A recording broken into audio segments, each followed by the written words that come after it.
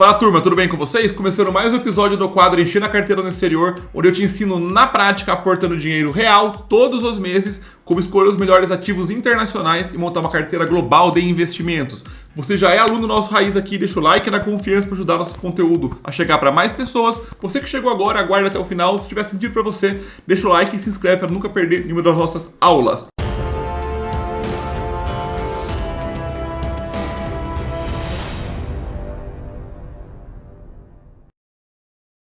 Então vamos lá, o que aconteceu com a nossa carteira neste mês, tá?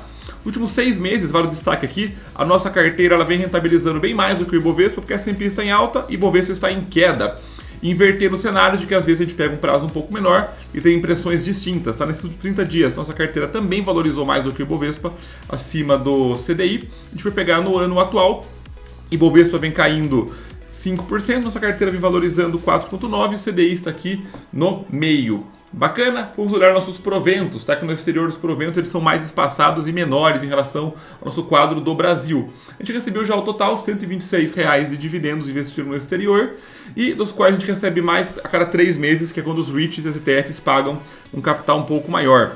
Se for olhar aqui a nossa carteira como um todo, tá? Carteira do Brasil e do exterior. A ideia nossa é 70% no Brasil, 30% no exterior, como uma referência. Com o nosso quadro didático, a gente vai eventualmente chegar em 50-50, porque eu aporto igual todos os meses, mas nossas duas carteiras já chegaram ao valor de R$30.000 acumulados, aportando R$500 por mês.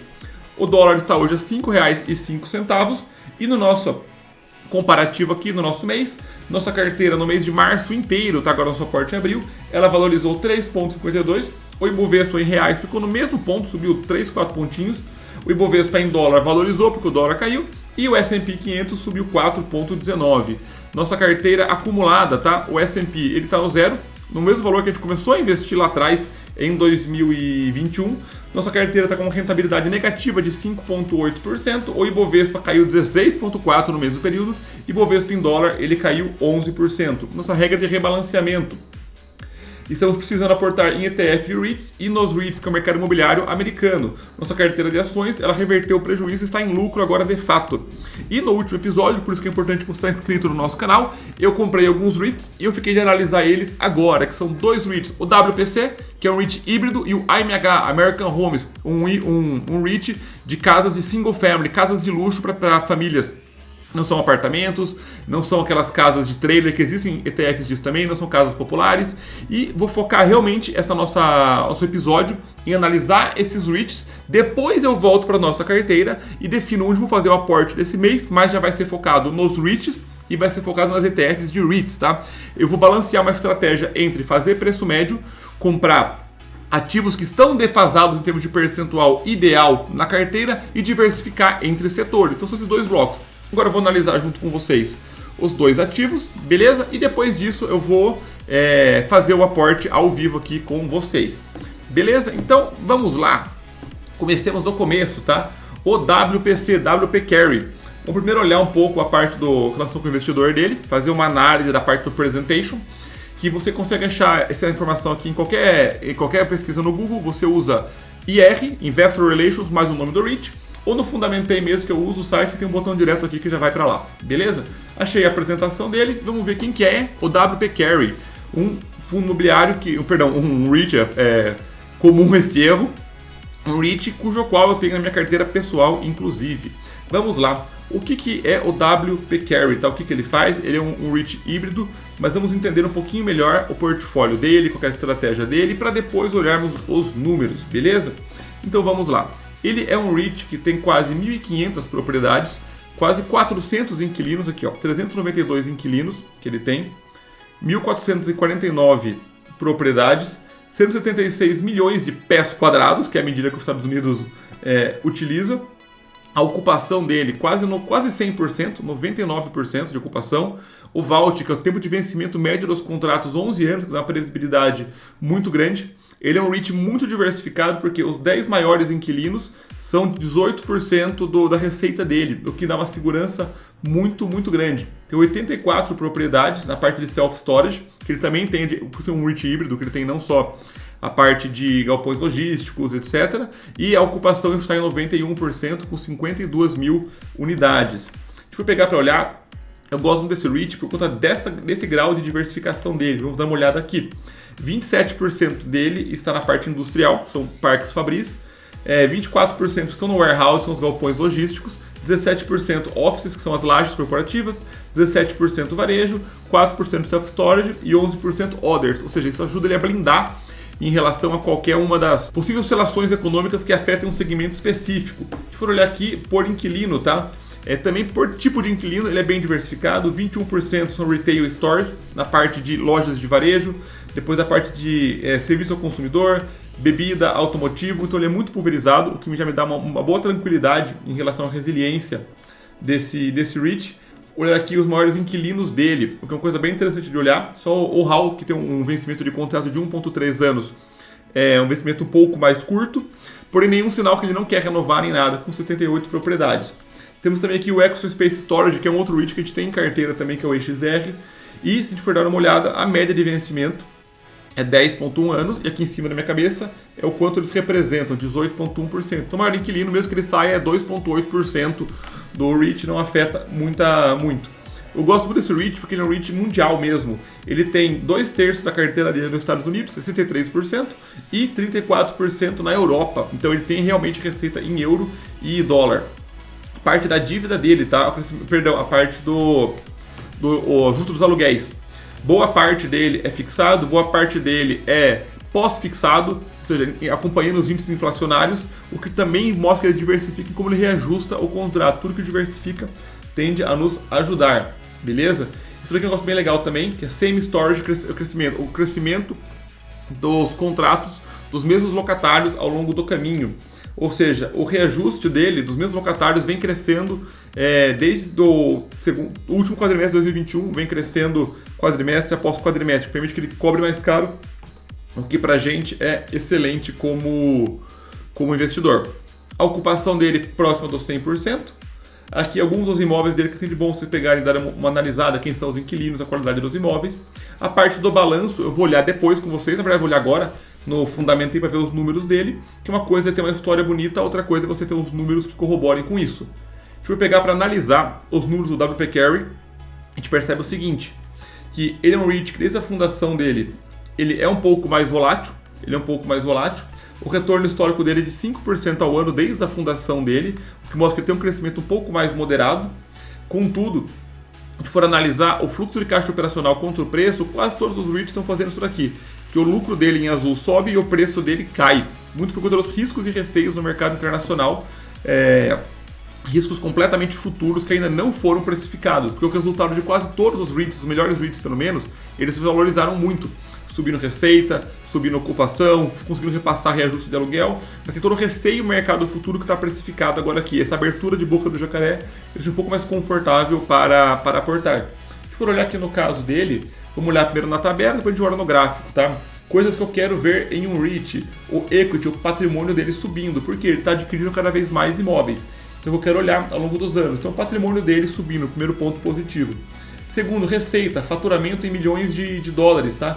Também quero ver isso subindo. Reparem que ele subiu todos os anos o faturamento dele, só caiu de 16 para 17 e 19 para 20 caiu um pouquinho por conta da pandemia. Contudo, em 22, o ano fechado, ele teve a receita recorde dele com o patrimônio recorde. Depois o EBITDA, tá? EBITDA recorde, lucro operacional dele, 1,4 bilhões. Resultado financeiro dele, 219 milhões. Lembrando que a dívida do REIT, que está em 5,5, que é acima do 3, que a gente usa para ações que parece muito custosa, não é assim que faz a conta. Por REIT, o que importa é o resultado financeiro, que até 20% do EBITDA é uma regra de bolso, não tem nenhum problema, porque eles tomam dívidas muito elevadas, porque eles tomam dívida muito barata. Dívida barata porque eles colocam os imóveis em garantia com aluguéis previsíveis. Então eles podem tomar uma dívida de 7,8 bilhões, mesmo faturando 1,4 bi, isso não ser um problema. O que importa é o juro de dívida dele, que por essa conta aqui podia ser até mais ou menos 280 milhões, que ainda assim estaria saudável, tá? Então no caso ele tem uma dívida que não é, aparenta ser alta, mas não é alta, na realidade ela é bem saudável. Depois eu vou olhar o fluxo de caixa operacional, que é o lucro líquido dos REITs, tá? E for olhar ano após ano, isso vem subindo praticamente em linha reta, tá? Quase nenhum ano chegou a ter uma queda, só de 2014 para 2015, que caiu de 485 milhões para 484, ó sofrimento. E esse ano passado fechando um recorde de 1,18 bilhões de faturamento. Vamos olhar aqui, ele é um REIT de dividend yield muito elevado, mantendo 5.4, 5.1, 5.9. Isso para REITs, pessoal, é bem elevado sim, tá? A média do índice dos REITs é 3 e pouco, e ele vem distribuindo 70, 80, 80%. É um REIT que realmente não tem um crescimento muito elevado, porque ele vem distribuindo e pagando um yield razoavelmente elevado. Então ele é um carinha que me chama muito atenção para aportar capital dentro dele. Se for olhar agora, o nosso outro carinha é o AMH, American Homes, que é do segmento residencial, cujo qual no Brasil eu fico afastadíssimo, porque para tirar um inquilino de uma casa que não está pagando é só com faca, tiro e bomba. E lá nos Estados Unidos, se de fato você não pagou o aluguel, você sai do lugar que você não pagou. Então a chance de calote é muito menor. Deixa eu pegar aqui e ver o presentation que o American Homes faz, tá? O REIT de casas de luxo. Depois a gente olha os números dele também. Vamos dar uma olhada aqui em alguns pontos chaves importantes. Primeiro, a distribuição dele ao longo dos Estados Unidos, tá? Então é muito legal que vê as cidades que ele tem muito na parte próximo da costa, em Orlando, em Charleston, em Charlotte, em Phoenix, em Las Vegas, Seattle. Então realmente são cidades que têm um PIB muito mais elevado. Ele tem quase 60 mil, tem quase 60 mil propriedades, em mais de 30 mercados diferentes, em 21 estados. Isso aqui é legal, o tempo que as casas deles existem na média 17 anos. 97% de ocupação que ele mantém, então é algo extremamente interessante. Em nenhum estado ele é absurdamente concentrado. Ele tem 10% dele em Atlanta, mas acaba sendo o maior percentual que ele tem de distribuição. O resto bem diversificado, bem pulverizado, o que eu acho excelente. Esse é um dado bem legal também aqui, que é o grau de ocupação pré e pós-pandemia, como as coisas mudaram, né? Pré-pandemia, que é 2018 e 2019, ele tinha uma ocupação de 95%, agora para 97%. Então isso é bem legal, dos dias ocupados, tá? Ao longo do ano. O reajuste de aluguel, o tanto que você aumentar de aluguel, ele conseguiu aumentar bem menos pré-pandemia, pós-pandemia conseguiu aumentar mais o aluguel. Por que isso acontece, tá? Por que isso tende a acontecer? Chamados tailwinds, os ventos de polpa que ajudam o mercado como um todo. Qual que é a ideia disso daqui? Esse gráfico aqui mostra o estoque de casas para vender nos Estados Unidos. Se reparar, o estoque de casas ele vem caindo bastante desde 2011, tá? Deu uma leve subidinha em 2022 para 2023, mas está bem baixo, o que faz com que o quê?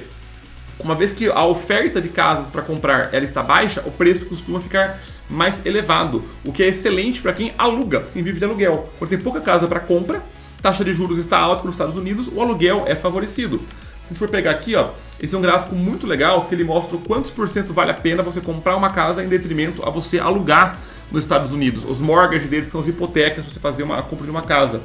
Repara o seguinte, que está 25% mais vantajoso alugar uma casa do que comprar nos Estados Unidos, o que aumenta muito a procura por aluguel de casas, principalmente casas de luxo. Fora que a população americana vem envelhecendo ao longo do caminho e a idade de 35 a 49 anos, o crescimento percentual da população tende a aumentar muito nos próximos anos e é exatamente essa faixa de pessoas que procuram as casas do American Homes, legal? A parte dos números deles a gente vai analisar dentro do Fundamentei, mas é legal ver o guidance dele, tá? O quanto que ele quer ter de rentabilidade. Ele está fazendo uma previsão bem conservadora aqui de crescimento, uma previsão bem conservadora de dividendos, bem dentro da realidade. Mas vamos olhar agora os números do American Homes, beleza? Vamos lá. American Homes, que vale 11 bilhões e meio, só um comparativo com o WPC, acabei não comentando isso com vocês, que vale 15,8, beleza? Então eles são REITs de médio porte. Ele é um REIT residencial, se for pegar para olhar em termos da história dele, ele tende a ser um pouquinho menos volátil, ele é mais novo, tá, do que o WPC, mas o retorno histórico dele é 8% ao ano desde a fundação dele. Se for olhar aqui, fluxo de caixa operacional e preço, mesmo a abertura da boca do jacaré, que eu gosto de fazer quando o REIT é muito bom. Eu gosto que o mercado precificou um risco que ainda não aconteceu. Se o risco acontecer, ou o preço vai cair, ou o lucro dele vai subir se o risco não acontecer. Legal? Perdão, ao contrário. Ou o lucro dele vai cair, ou o preço dele vai subir. É um dos dois que vai acontecer. Ele tem menos dados, se a gente for olhar aqui também. O equity, a parte patrimonial dele subindo, não olhei o gráfico da WPC, já olho com vocês, tá? A receita dele também subindo ano após ano, o EBITDA dele também subindo ano após ano, o resultado financeiro um pouco mais perto do limite do que eu gostaria. Se for fazer uma conta aqui bem de padeiro, aqui poderia ser perto dos 160, 170, também perto do limite, mas sem nada a sofrimentos. O fluxo de caixa operacional, que é o lucro dele, de fato subindo ano após ano. Ele é um REIT de crescimento, que ele distribui 50%, 60%, 30%, 40%, bem distribuindo um pouquinho mais ao longo dos anos, tá? Mas bem longe do WPC, que é um REIT mais estabilizado, e por isso que ele paga até um dividend yield menor. pagando 1%, 0,8%, 0,7%, 0,9%, agora pagando 2,4%. Não porque ele distribuiu muito mais, porque não é tanto a mais, porque a cota dele de fato caiu. A gente for pegar e olhar aqui no WPC, tá? Os números dele, os gráficos, eu gosto de fazer os cruzamentos.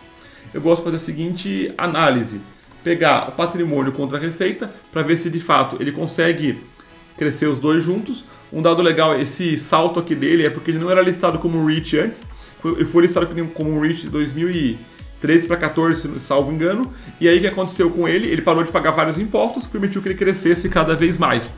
A gente tem sim aqui um viés nesse canal de estado menor, menos impostos, a gente pelo menos aqui fala isso abertamente, não fica disfarçando. Menos impostos costuma ser mais crescimento econômico para o país. Pega a receita dele contra o EBITDA, a gente pode até ver o patrimônio contra o EBITDA muito mais juntinho, receita dele contra o EBITDA subindo junto, EBITDA contra o fluxo de caixa operacional. Isso aqui para mim é uma maravilha, porque o lucro operacional dele e o fluxo de caixa operacional dele andam absurdamente juntos, tá? Pegar o fluxo de caixa operacional dele e olhar com a dívida, ele vai tomando dívida conforme ele cresce, o que é bem saudável. Um dos REITs que eu mais gosto na minha carteira pessoal. Pega aqui o American Homes, mesma analogia, tá? O patrimônio dele e a receita subindo juntos, a receita contra o EBITDA bem juntinho, isso aqui é uma maravilha também. EBITDA contra o fluxo de caixa operacional bem junto, que ele controla muito bem a operação. E por último, o fluxo de caixa operacional dele contra a dívida também bem junta. Legal? Então, essa é basicamente uma análise que você faz dos seus REITs antes de você fazer o investimento nele. Leiam o relatório inteiro, vejam estudos mais sobre o REIT, busquem concorrentes, façam uma comparação. A ideia não é estender tanto para vocês nas comparações, mas vale a pena vocês sempre pegar e comparar o REIT com alguém. Beleza? Então vamos agora para o nosso Excel para decidir o aporte, depois a gente pega e faz aqui de fato o nosso investimento. Esse mês vai fazer o aporte praticamente inteiro nos REITs e vai aportar um pouquinho nas ETFs de REITs, tá? VNQ, que investe nos REITs do mundo, nos REITs dos Estados Unidos, e o VNQI, que investe nos REITs do mundo menos Estados Unidos. ETF não tem muita análise para fazer, você faz análise prévia, você entrou neles, eles estão com uma queda de 17% na média, que o mercado apanhou bastante, a gente vai comprar, tá praticamente no equilíbrio 60-40, a gente vai comprar valores parecidos dele, eu vou querer colocar mais ou menos 20 dólares em cada um deles, para manter a proporção, legal? Vou colocar na verdade um pouquinho mais, vou colocar 25 e 15, né, por causa do equilíbrio, pensando melhor agora, 60-40. E reparem que isso aqui não vai mexer em quase nada no preço médio deles, vai manter 2% abaixo, porque REITs, como tem pouco, ou ETF de REITs, como tem poucas, o valor nominal acaba ficando mais alto. A gente aporta simplesmente para manter a regra do nosso rebalanceamento. E dentro dos nossos REITs, aqui que a gente vai aportar? A gente vai aportar no WELL, no Realty Income, no Prologues e no DLR. Por que a gente vai fazer esse aporte, tá? Vamos lá, pra vocês entenderem. O WELL Tower de casas de repouso, ele está com uma queda de 15%. Ele é o REIT que mais estou precisando comprar. E se eu aportar nele 15 dólares, aqui ó, ele abaixa bastante o meu preço médio. Então ele está alinhado em absolutamente tudo para a nossa compra, perfeito? E o Realty Income de varejo, ele é o segundo que mais está faltando, ele não está em tanta queda, contudo, eu quero manter a carteira perfeitamente equilibrada dentro do possível. Então ele não é um carinha que, se eu diminuir aqui na tela para vocês verem melhor, aqui ó. Ele não abaixa tanto o meu preço médio, mas ele é um setor que não estava no aporte, eu estou precisando comprar bastante dele, então ele também entra, tá? O Prologues, por que eu vou aportar no Prologues, já que ele está em alta? Sendo que aqui ó, eu vou baixar o meu preço médio em 3,6%, pelo fato que ele está precisando comprar. Ele é o terceiro carinha que mais está precisando comprar, ele é de um setor de logística, que não é nenhum dos outros dois setores que eu tenho, e está mandando comprar. Então eu vou seguir a regra para esses três carinhas. O único que eu vou sair da regra de fato é o DLR. Por que eu vou sair da regra dele? Por conta da queda. Está com 30% de queda. Eu queria 6% dele na carteira, estou com 7,2%. Contudo, se eu comprar 15 dólares dele, eu abaixo em 7,1% o preço médio.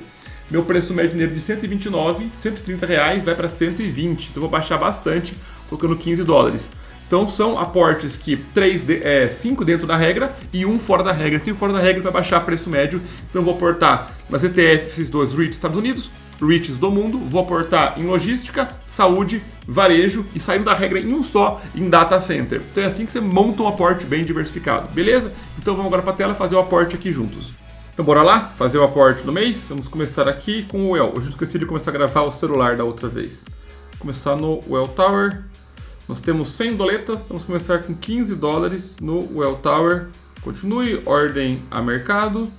Vamos enviando. Feito. Vamos comprar o próximo. Vamos lá, trocar o ativo. Importante sempre a gente estar diversificando entre setores. O que é o Realty Income, aqui ó, Realty Income Corporation. Vamos lá investir. Investindo também $15, invista aos poucos, invista com consistência, invista em bons ativos, que inevitavelmente seu patrimônio cresce. Fazer uma estratégia igual a gente ensina aqui para você, é importante que você consiga diagnosticar o que é um bom ativo, o que é uma queda de mercado, o que é uma hora de você parar, hora de fazer preço médio. Toda a ideia do nosso canal, nosso canal, nossa série é exatamente isso, tá? Então você que está vendo eu aportar aqui ainda não é inscrito no nosso canal, está cometendo um pecado quase, porque essa série e o Investir na Carteira no Brasil são as séries que o pessoal mais gosta, que eu mais gosto. Para você nunca perder uma aula nova, é importante que você esteja inscrito no nosso canal e de quebra ajuda a gente a crescer ainda, tá? Vamos lá, DLR, pesquisando aqui, Data Center, Digital Realty Income, um dos REITs que eu mais gosto de aportar. Vamos lá, investir, $15 nele. Feito. Então, os REITs foram isso. Agora falta investir nas ETFs. O VNQ e o VNQI. Deixa eu buscar aqui agora. VNQ, que é a ETF que investe nos REITs dos Estados Unidos como um todo. Deixa eu investir aqui. Nosso saldo, cadê nosso saldo? 40, né? É $25 nele. E $25 nele. E o restante eu vou aportar no VNQI. Perfeito? Feito aqui. Ótimo.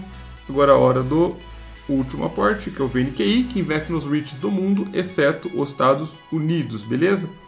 Então vamos aqui, investir no VNQI e saldo 15,72. Continuar, enviando aqui e ordem feita. Então é isso. E é isso, pessoal. Espero que tenha gostado do nosso quadro. Deixa o seu like, compartilhe com quem você acha que vai agregar e eu te vejo na próxima.